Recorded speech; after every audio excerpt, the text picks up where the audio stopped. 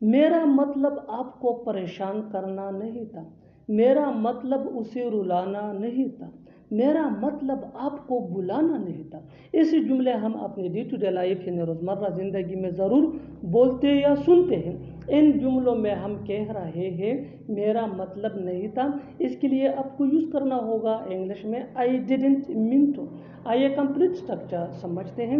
I didn't mean two plus V1 यानी first form of verb plus other words. अच्छी तरह समझने के लिए कुछ मिसालें देखते हैं। मेरा मतलब आपको परेशान करना नहीं था, I didn't mean to disturb you. मेरा मतलब उसे रुलाना नहीं था, I didn't mean to make her cry, I didn't mean to make her cry.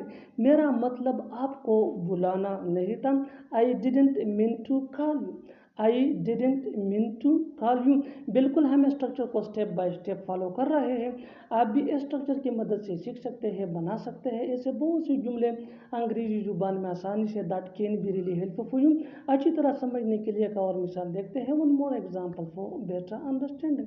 मेरा मतलब उसे बताना नहीं था, मेरा मतलब उसे बताना नहीं था, I didn't mean to tell him, I didn't mean to tell him. और आखिर में ये सेंटेंस आपके लिए कमेंट सेशन में इसका जवाब ज़रूर देना।